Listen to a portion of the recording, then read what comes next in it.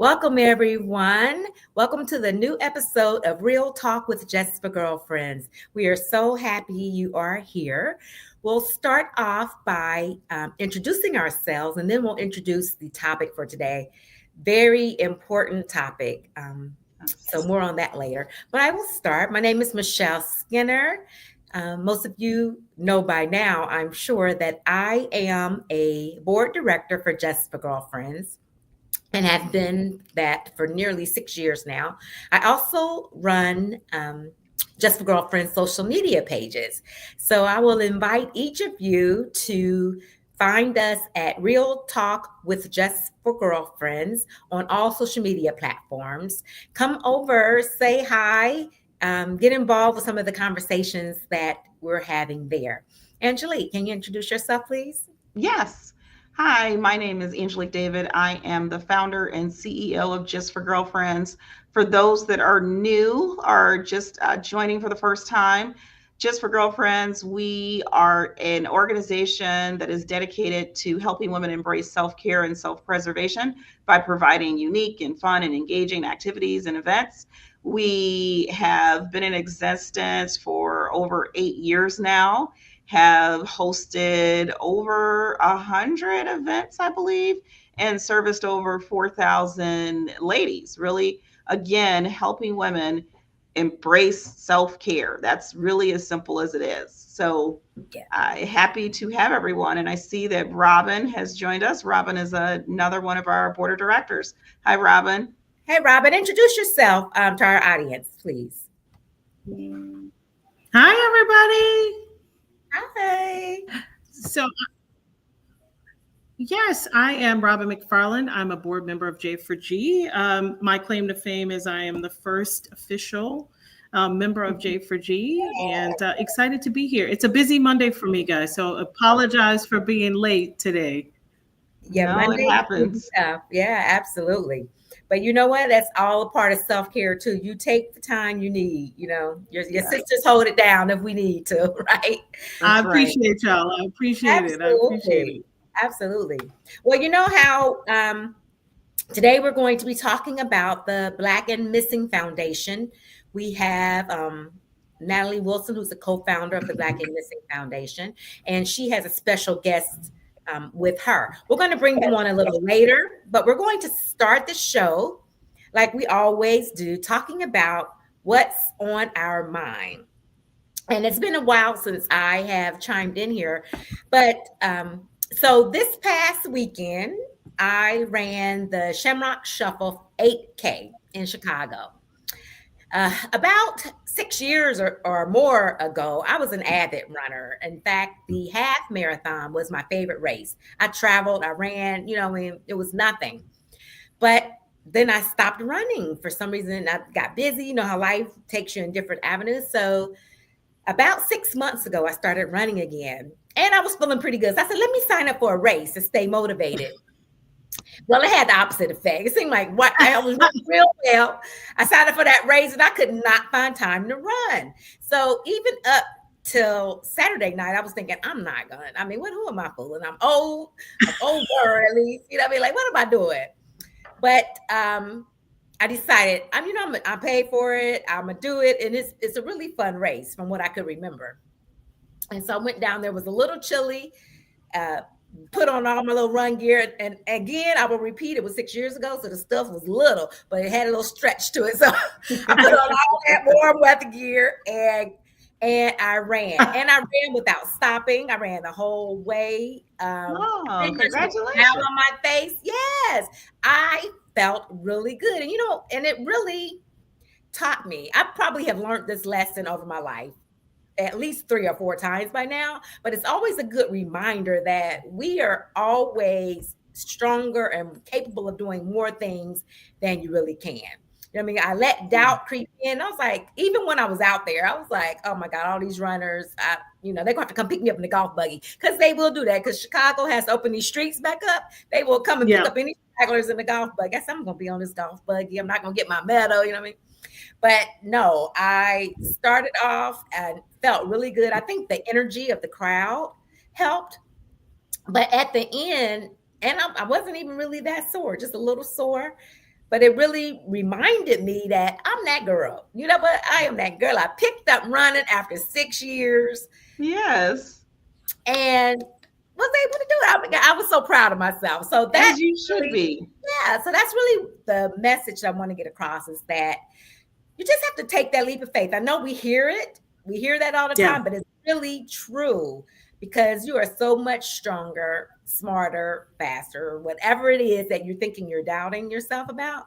You got this. You really That's do. You I got love that message. That is so, so true. I am so proud of you. Congratulations. it. Next Thank year, you. I'm gonna try to get out there with you. I might be with the walkers, but Yeah, there were so many people walking. And they were having fun Yeah. too. And I'll walk. I'll probably get you to run a little bit.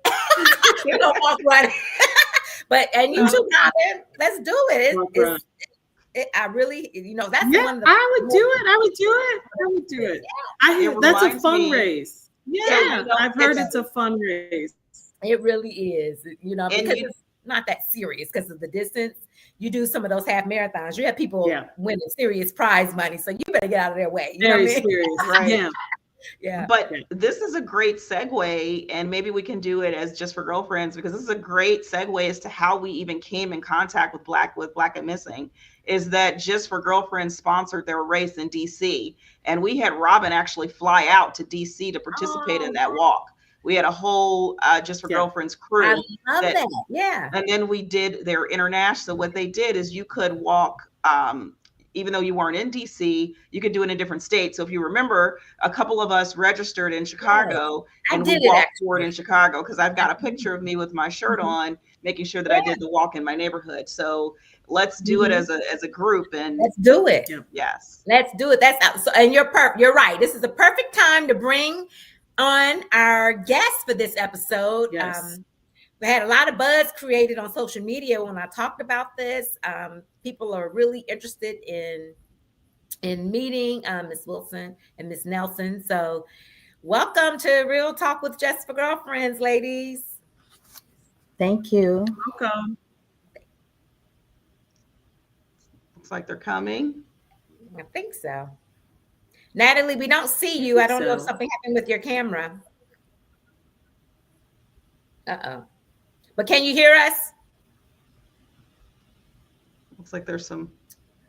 While they're coming on, one comment I'll say while they're working with the technology is, you just said when you were talking about kind of your thought as you're stronger and braver and all that good stuff, it reminded me of when we did the cold plunge in Savannah. So for all of our new members, new people listening, we always take an annual trip. Just for Girlfriends does.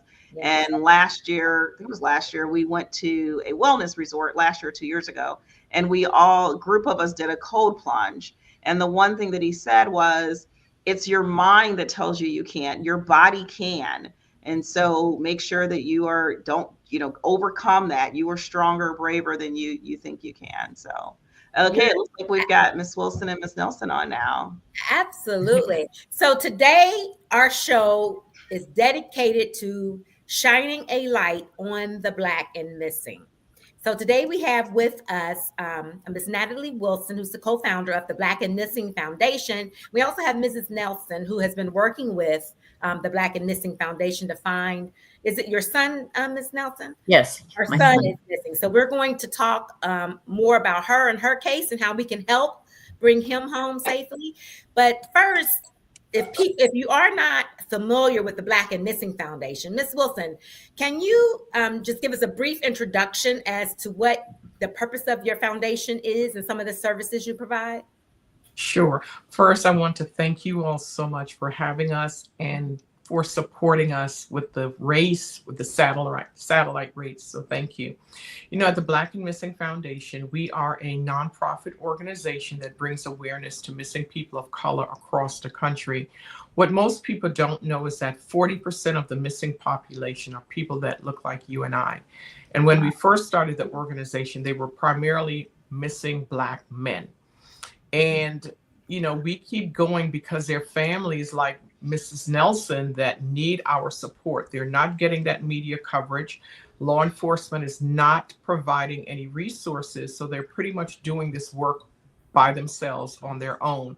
And as a result, they're not getting that community engagement because we know that someone knows something. How does someone just disappear off the face of the earth? And Right. no one knows anything. So what we're doing as an organization is humanizing these missing individuals. Yes, they're missing, but they're mothers, they're fathers, they are our children, and they're not thugs, they're not criminals. The girls are not fast, and we need to do a better job in protecting them and just bringing awareness to the issue and bringing them home. Absolutely. I totally agree with you. I am a fan of true crime. So I listen to a lot of the true crime podcasts, and it's getting known more and more that, they will speak about missing African American women and men that I have never even heard of. Mhm.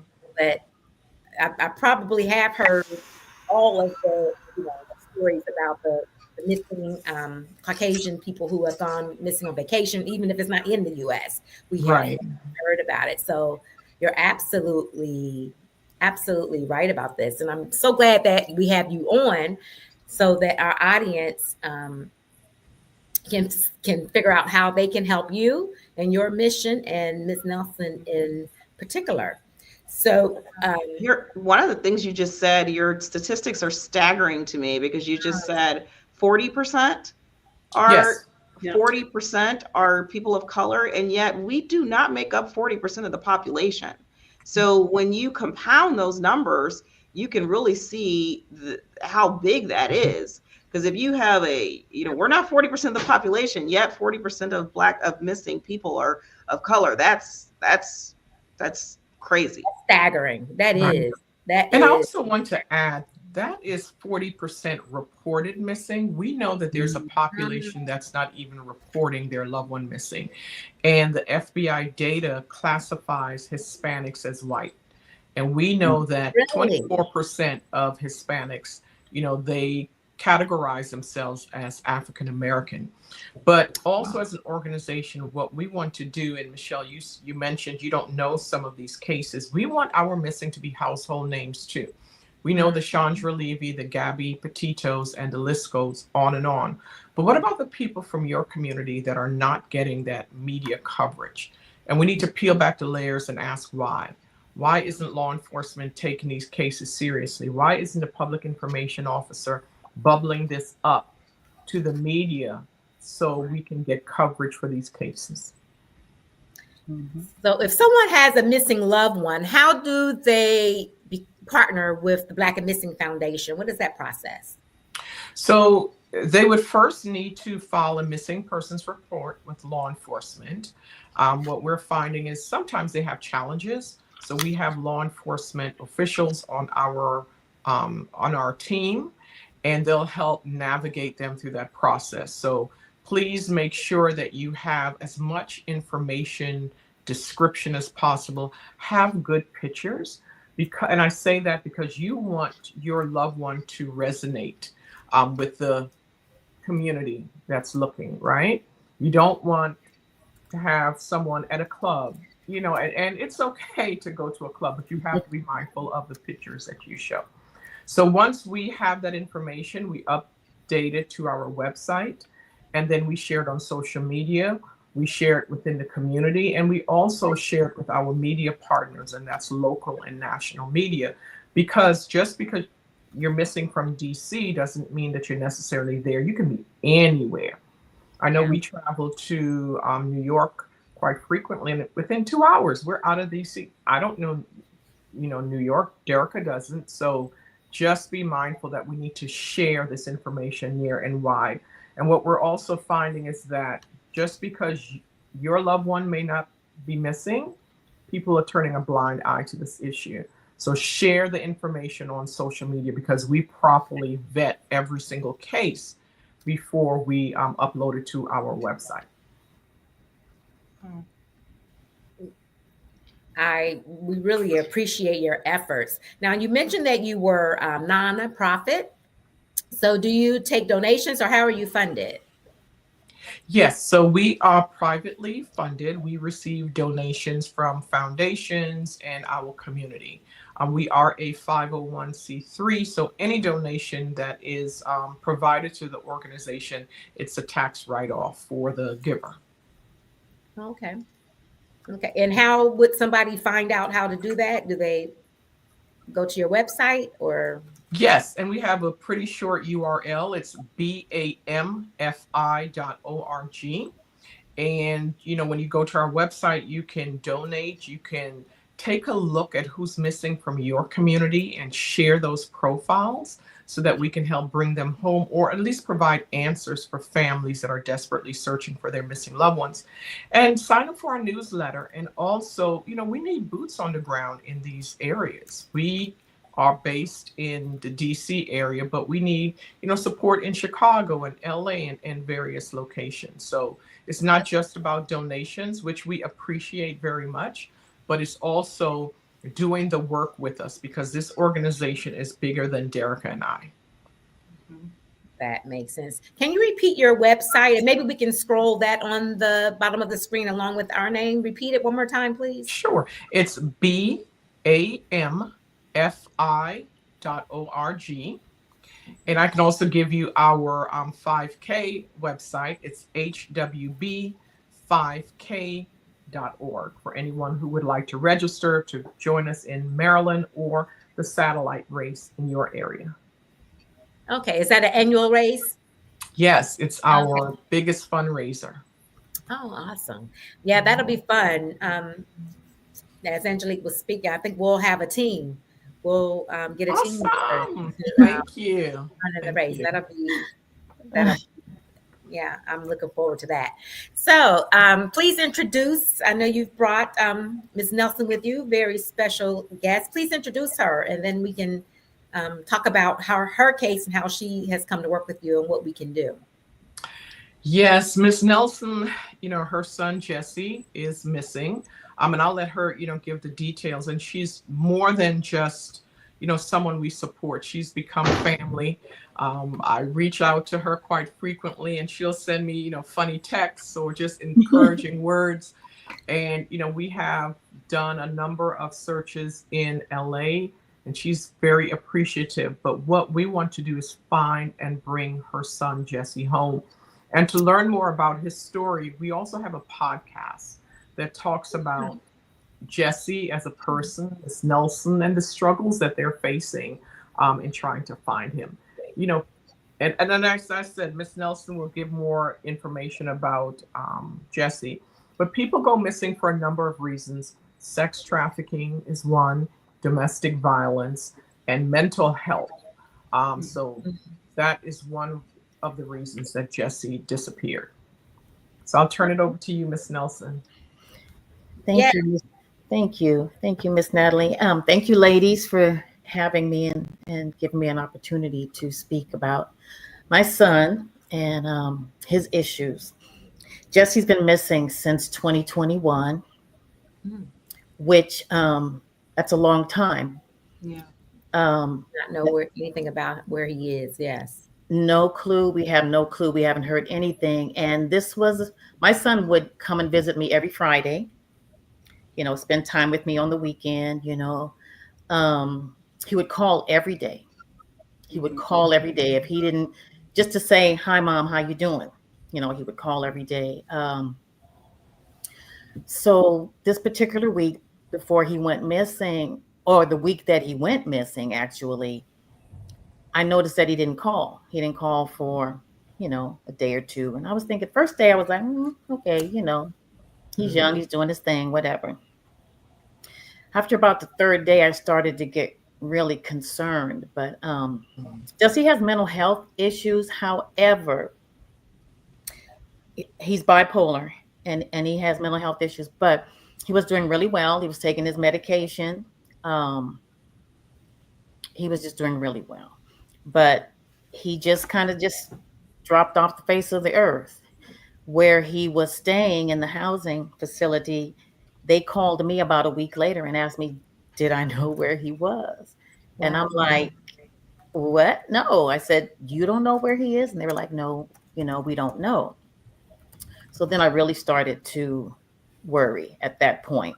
So I asked them, had they called, filed a police report? And they said no, And then when I called the actual housing where he was at and asked, the house manager, have you called, filed a police report? And they kept giving me excuses as to why they had not. So I went and filed a police report myself. When I got there, I guess they were just surprised that he was an adult. Okay. And you could see the look on their face, well, he's a man. And I said, yes, he is. And he's my son and he's missing. Right. And so they were hesitant about even taking a report. Right. But they had given quite a few days at this point, though. Yes. Yeah. Yes. And so, I was really kind of put off with that, but I insisted, I want a report taken. And so they took the report. They came out to the house, and, took the report and everything. But I really haven't heard that much from the police department since then. I tried to keep in touch with them. I was calling them. There would still be no update, no news. They said that they notified police departments nationwide. I take them at their word for that, But other than that, they did come out and do a DNA test. They took a DNA test from me because it had been so long.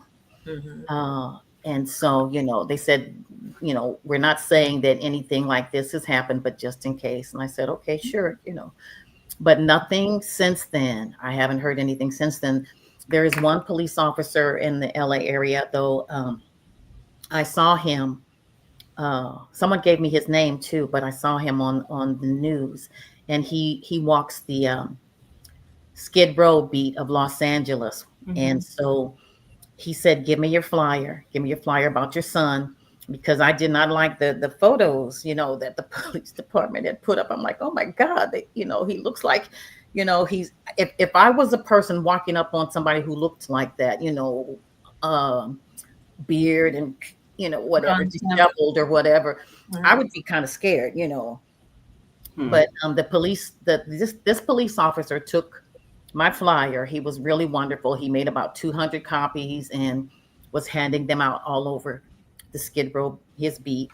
And he told me, and we're still in contact. He said, there's not a day that goes by that I don't look for him and ask, around for him. But this is an individual officer that, he had no idea that I had filed a missing persons report until I reached out to him, So I appreciate him for that. I really, really do. The probation department, Jesse had 3 probation officers. Nobody knew he was missing. And he's supposed to report with them, right? Yes. And so I'm like, well, okay, so the housing did not notify his probation officer. Okay. And I'm like, you're supposed to go out and see him like every other week, or, Right. touch bases with him and see how he's doing. So the ball was dropped in a lot of areas. Mm-hmm. Okay. And my issue has been, it's like, come on, people, this is still a human being. Right. No matter what you may think, because we don't know where he is. I mean, there's just no clue, nothing. For somebody who used to call every day, used to come and visit every weekend, and spent money a lot, because that's one argument that Jesse and I would have, a disagreement. He spent way too much money, and I had access to his account, Right. and so we would discuss that. Jesse, you're spending way too much money. You're spending way too much money, and for his account to have no activity, something's wrong. Something's wrong. It's not. And then the police officer, when I went to file the report, he said, well, people walk off every day. And I said, that's true. But Some people run away, some people, but no, not Jesse. Okay. This is someone who was very connected to family. Right. And Right. was in touch with me all the time, to the point his sisters were like, God, you'll never give us no time to spend time with mom, But so it's you want to talk about suspicious circumstances. The first thing they want to say is, well, there's no suspicious circumstances. I'm like, that's suspicious to me. Somebody who called every day, somebody who visited every weekend, somebody who had daily activity in his bank account, And then all of that just ceased. Just Yeah. yeah. Did they do any investigation? Talk to any of his friends, or did he work? I don't know. Like, Yeah, he worked off and on. He worked off and on. His main thing was trying to get his mind and stuff together. He wanted to work, but he was limited in how much work he could do. He had certain goals that he had to do first. One was getting his mental health under control. Right. And his friends, he had a few friends left from high school that stayed in touch with me too. And they were looking, they hadn't even, heard from him. And one in particular that he was in contact with a lot, he hadn't heard anything. So as far as I'm concerned, that's suspicious circumstances. He had issues where he was living. The house was supposed to keep residents safe from substance use, alcohol, and other things, because they were in a program trying to get themselves together.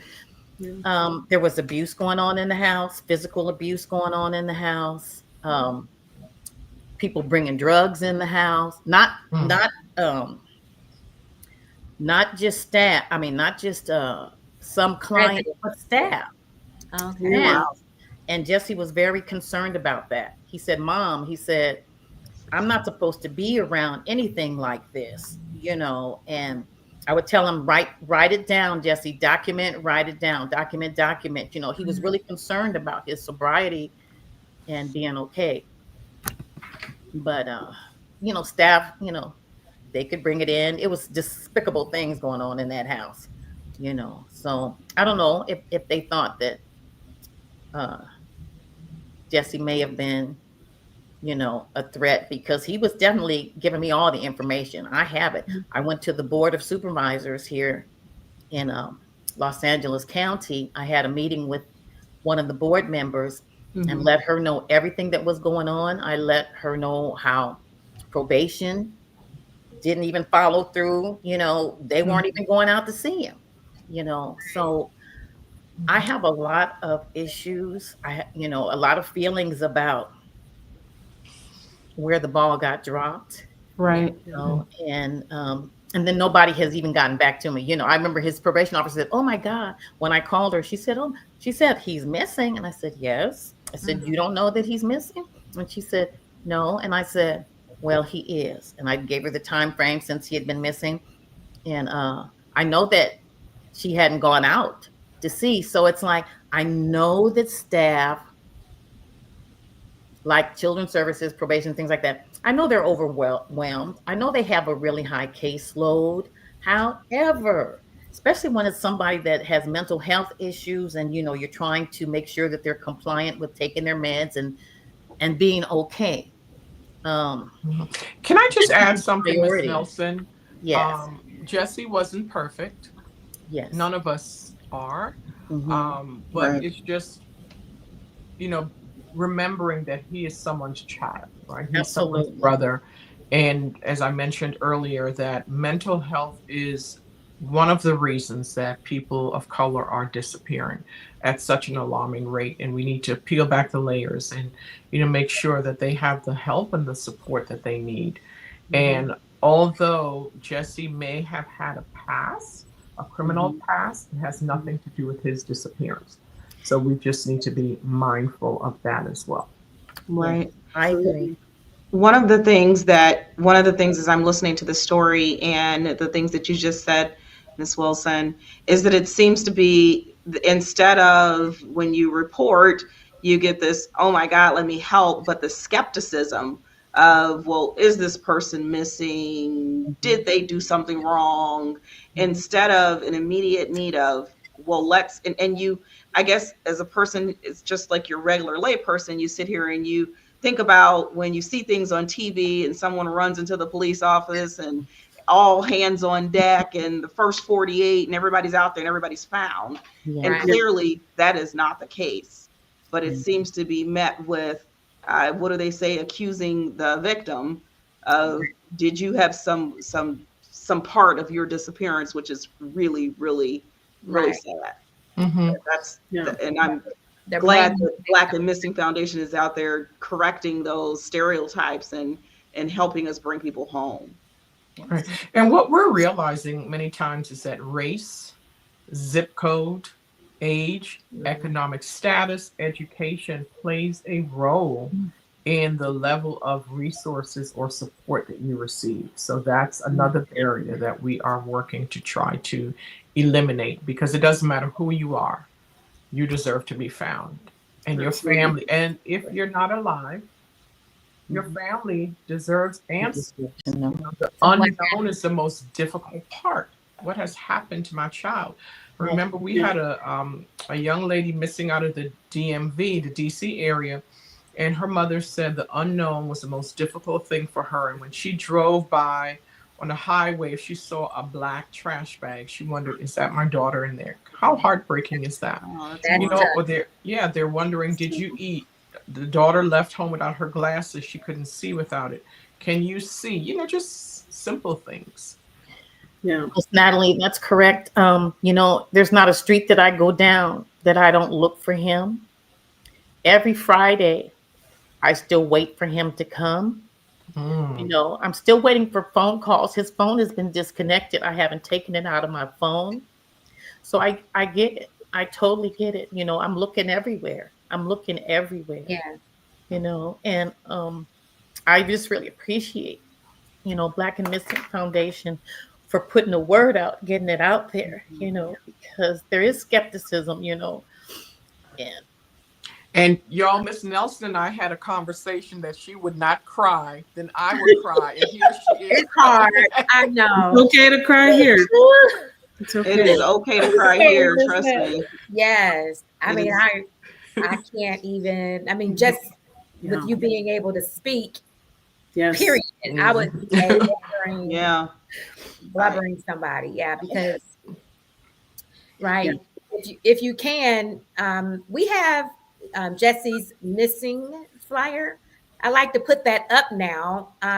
Please screenshot this, take a look, see if, you know, if you see him around, we're going to get more eyes, more than Nelson is going to be looking on these streets Right. for Jesse. So take a minute, screenshot that, share it with your friends, especially if you live in the Los Angeles area. But he could have been taken out of state too. So we're all going to take a minute and commit his face to memory, save this missing poster, and let's see the power of community. The power of community. Yep. Yes. Now, Los Angeles is a very big area. Do you know what part of Los Angeles was his residence? Where he was living in a home off of 60th Street and Gage in the LA area. Okay. Mm-hmm. And that's not too far from me, you know. Right. And you know, they have cameras everywhere, you know. Yeah. Yeah. You would think I'm a detective. I'm like, I need to talk to these people at this house. I need Exactly. Yeah. Exactly. cameras. Yeah. Right. Somebody Exactly. knows. Yeah. Like Somebody say, you knows can walk something. out the door and never Exactly. be seen. They have you on so many cameras. So Right.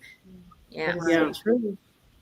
You know, Yeah, the lack of effort, it seems, on the public, either even the house or Yes. police department, that sort of Right. thing is, Yes. man, unimaginable. I would not have thought that. Right.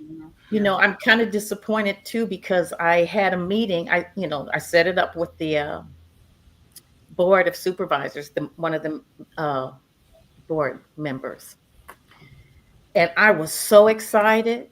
I was so excited because To get a meeting, right? we're getting somewhere, right?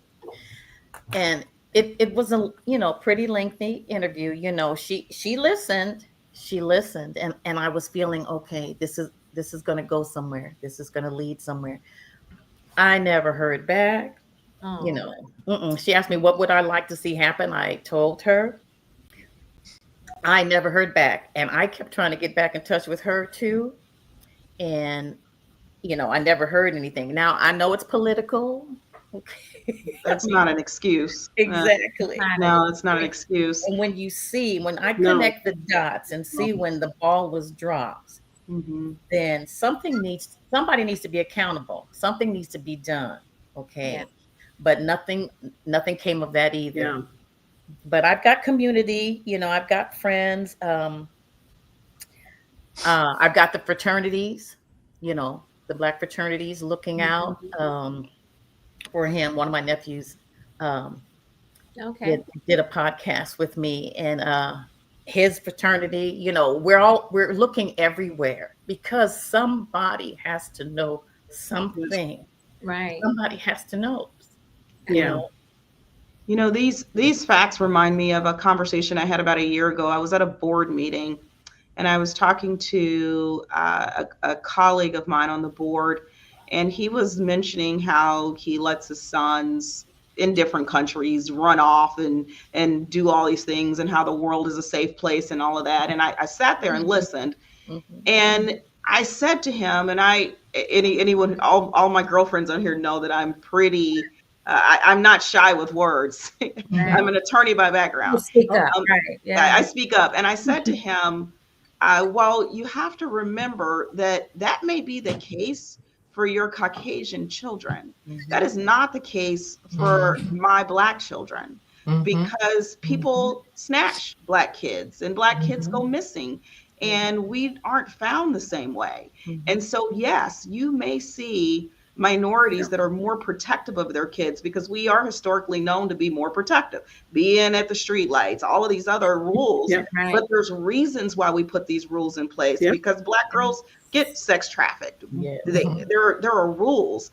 And so whether all of our listeners, whether you're Black, white, green, orange, remember that there are differences to how people are treated, whether it is inequities here, whether it's healthcare inequities. There are quite a few inequities. And under today's administration, we seem to not want to recognize those inequities, but the numbers and the data is real.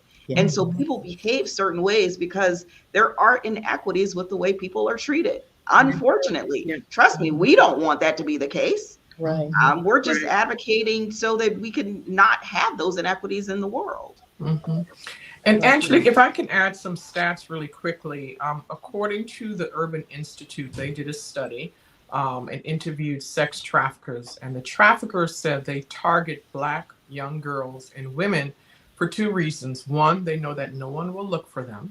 Wow. And two, if they were found, the punishment will not be as harsh. Wow. How disheartening is that? Heartbreaking.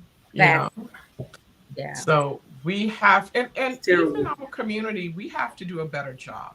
We always call our girls fast and promiscuous and all of those things. But if you see a 13-year-old that's pregnant, a child cannot consent to sex. Right. So what is happening? Right.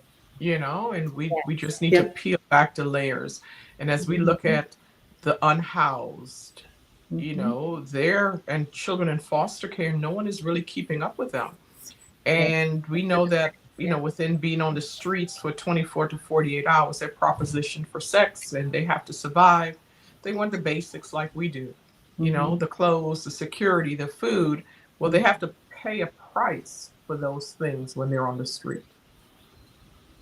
Absolutely. Wow. That really just breaks my heart. And I have a daughter, and you're right. I don't feel comfortable with her doing some of the things that she's asking to do at her age.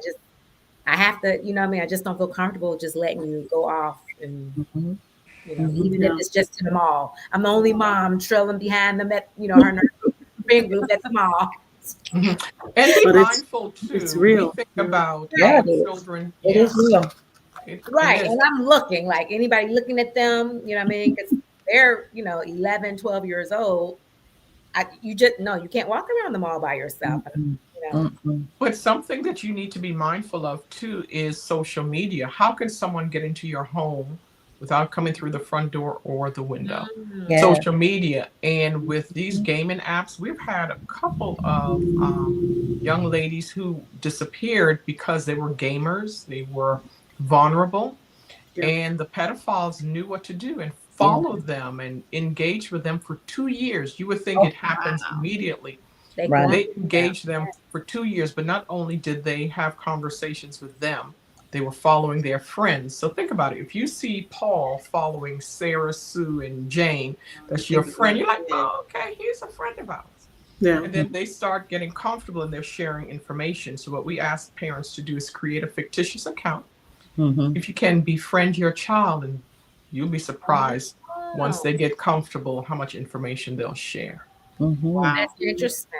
I Well, would definitely do that. look, I obviously I think my niece won't be playing games anymore. I just I know. She, Just monitor it. addicted. She plays those games a lot. Yeah. Mhm. Just But it's not just monitoring. the games, right? It's any device that we have Yeah. that has a Like chat it's an feature. internet. Yeah. It has a chat feature. Someone can Yeah. reach out. And these kids are savvy. I have a 7-year-old granddaughter, and she knows my phone better than me. And she can tell me, do this and that. And technology is changing so quickly. Yeah. You know, it's hard to keep up. Yes, it At is. least for me, it's hard to keep up. I love the tip that you just gave. What other tips do you give people? Like what you just said. That was a great one that I wouldn't have thought of. What are some other things that you tell families to make sure that you're keeping your loved ones as safe as can be? Because criminals know how to do things even when you have all the protections in place, and so True. we got to remember that too. But what are some other tips? Well, we're in a generation of posting everything, right? I see kids, I'm in Miami, I'm at this hotel, I'm at this Mhm. restaurant.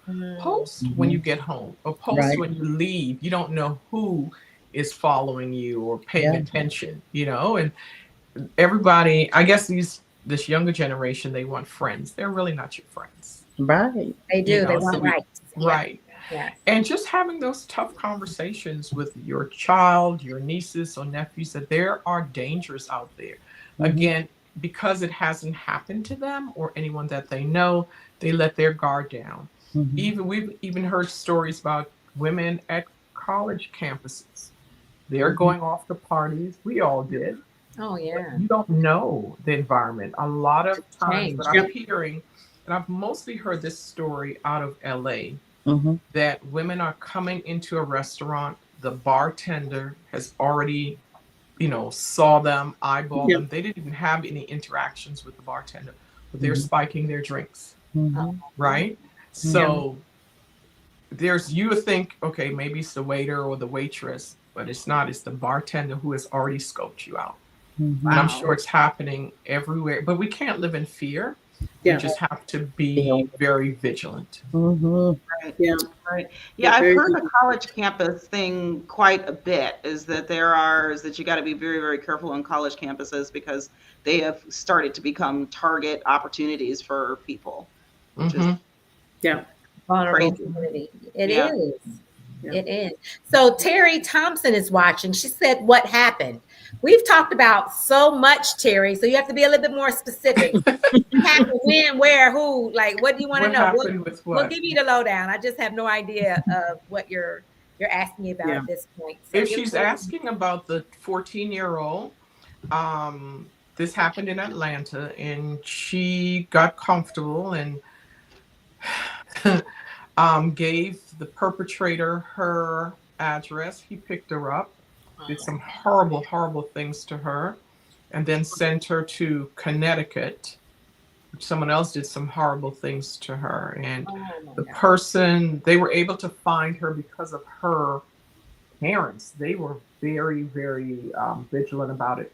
They found a computer that the perpetrator provided her with encrypted messages. So once she read it, it would disappear. But they were snoops and detectives, and they were able to find an IP address.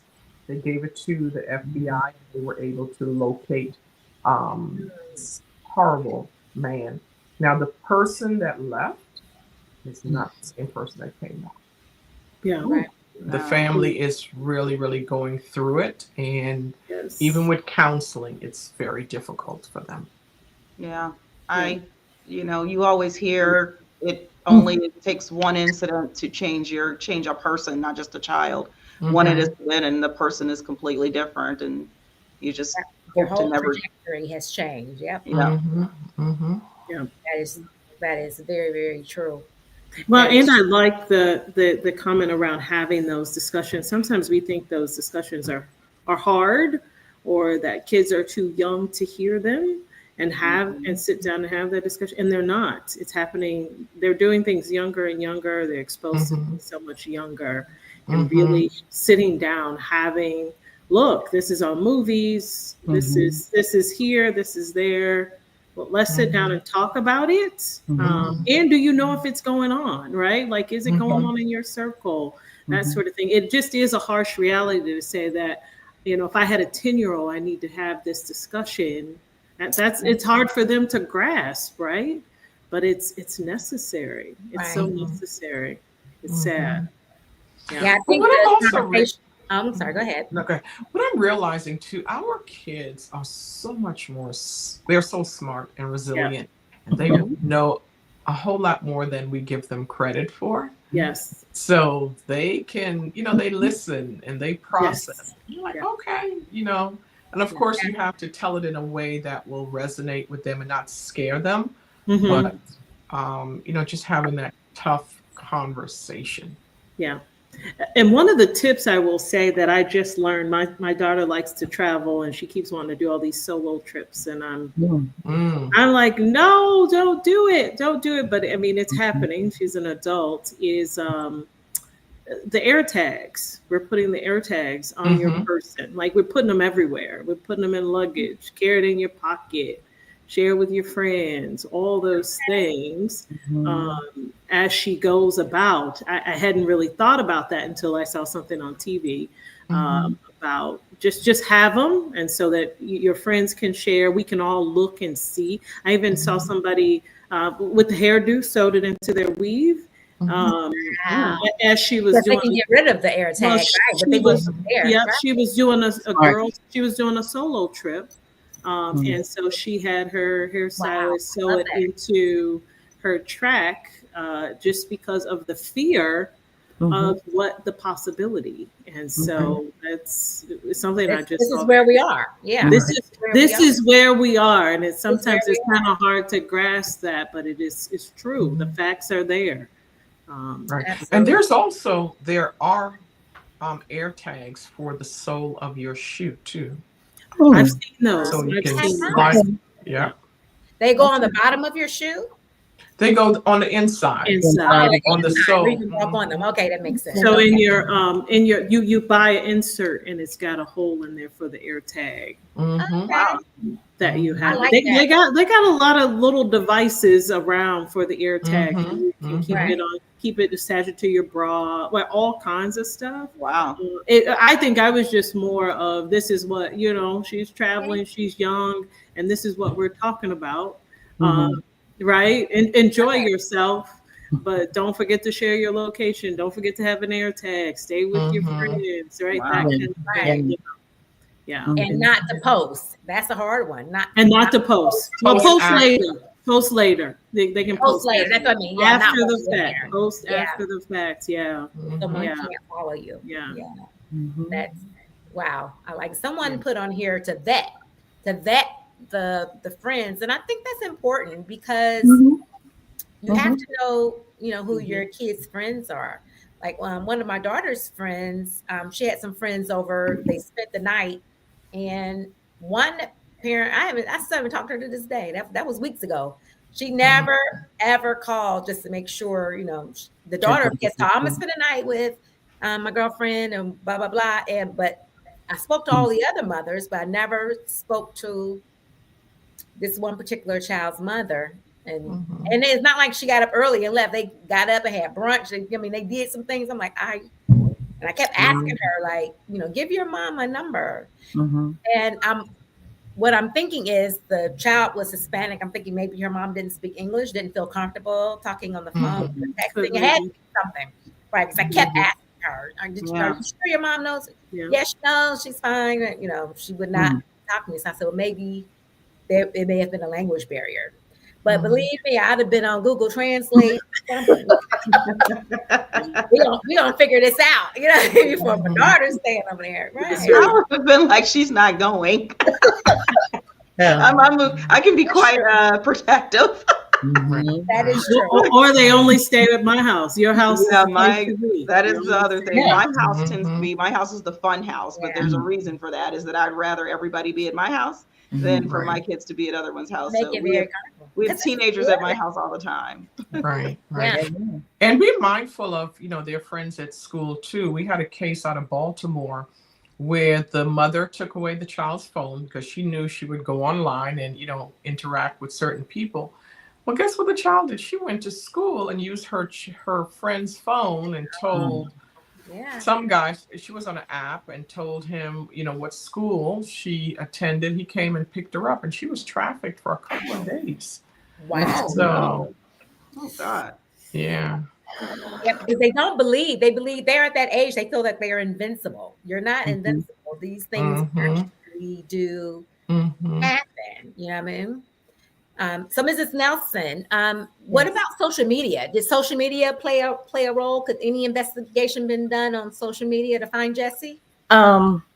There's different social media platforms that have put his information out. I sent his flyer out and told all of my friends, and they were putting it on their social media, and giving it to all of their friends. So yeah, it's out there. Every now and then I'll just go online just to see, where he's at as far as, information. And I'm surprised, people are putting it out. Okay, Mhm. good. Did Jesse have a social media account? Was he on Facebook or You know, Instagram? that boy did, but I'm telling you, he had so many. I'm like, how many social media accounts do you need? But all of them had like his name, his first name in it, or it would have like a nickname, like he had green eyes, so it'd be like Jesse Green Eyes or something like that, and I'm like, Jesse, you only need one social media account, but hey, what do you say? But Right. no, none of them have been active, So you couldn't even track him with anything that he Mm-mm. posted, right? Mm-mm. Yeah, young people post on social media, so that's another Yeah. red flag, right? Mhm. Yeah, right. Right. Because he was on social media. Right. I'd be like, do you have to, do you have to post these things? But yeah, it's been nothing,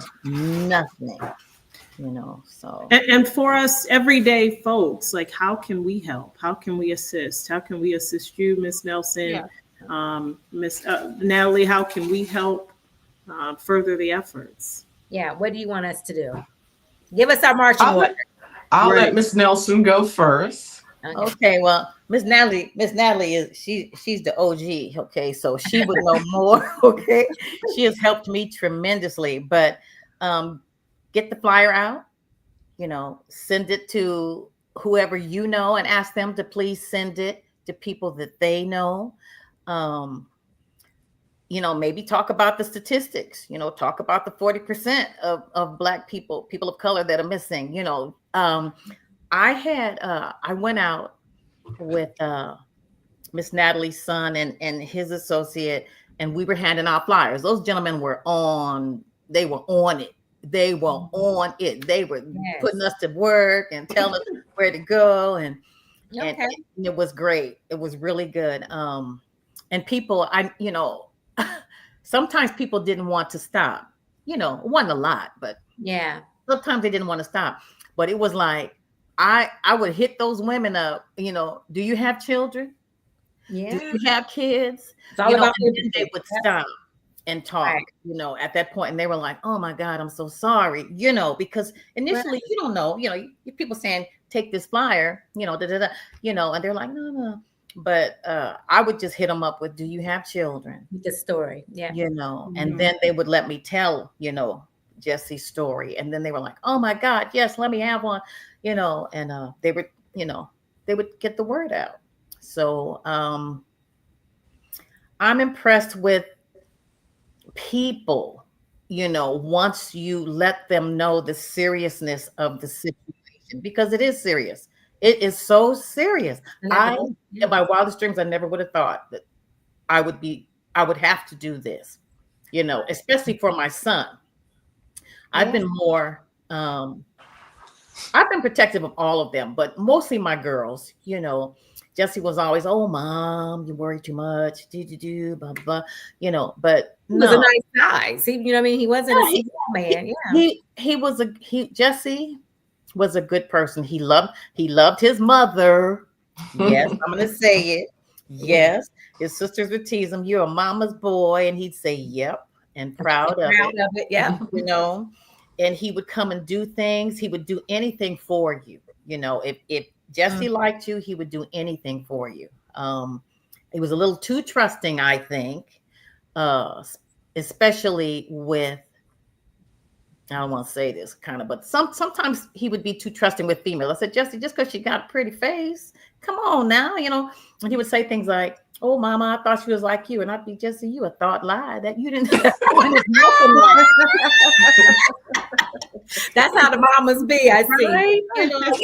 A lot of times that's the ploy. Get Right. the young lady to get them comfortable, and then Right. get the Exactly. men I said, come "Jesse, and you cause can't be harm, so right? trusting." Yeah. But yeah, just get the word out, ladies, please. Yeah. Give it to your Absolutely. friends. Post it on your media. Ask them to post it on their media. We will definitely do that. Absolutely. Thank you. And I will close it out by saying, share it with your network, right? We can't hold on to this information because there are too many people of color that are being reported missing. Our children remain missing 4 times longer than anyone else because they're not getting that media coverage and law enforcement resources. And utilize your profession. You may be a teacher, you may be, a church director, anything. Pay attention. If you're a physician and someone comes in and your intuition is telling you something is not right, don't turn a blind eye to this issue. Investigate and protect these children and men and women that are most vulnerable. And again, sign up for our newsletter. We would love for you to participate at our 5K on May 31st, whether it's satellite or in person. And of course, donations to keep the foundation going, because we provide financial support to families. We provide billboards and all sorts of things. Flyers are very expensive to print. Yeah, I know. Very expensive. Do you have any federal grants? Like, are you in danger of having any repercussions because of what's going on with the federal government? At one point we were so disappointed we didn't get any, but now we're like, God was protecting us from something, because it would have definitely been ripped away from us. But this is not a DEI matter. This is a human rights issue that is affecting our community. And it can be spun or spinned any way you like it. This is an issue that is affecting many Americans. And we have to do a better job at protecting those that are most vulnerable. And it takes all of us. It takes the media, it takes law enforcement, it takes you and I and our community to help us find us. Thank you so much. We're out of time. We usually conclude with a little levity, girl chat levity, but we didn't do that segment because we wanted to spend the maximum amount of time talking about the Black and Missing Foundation, and specifically about Miss Nelson's son, Jesse. So I will put that missing person's flyer in the chat for this conversation. If you love the show, or even if you didn't, please give us a heart up and share it. Yes, please do. Share the show far and wide so that we can get eyes on this. We can get some people volunteering, donating, and just putting the word up, and especially about sharing Jesse's flyer. Yes. So thank you. Thank you. Ladies, thank you so very much. Thank you. For all watching. stay For safe. being here, and we'll participate in the 5K as Just for Girlfriends. Absolutely. All right. Have a great week. Thank you so much. Thanks, Bye. everyone. Bye-bye. Goodbye.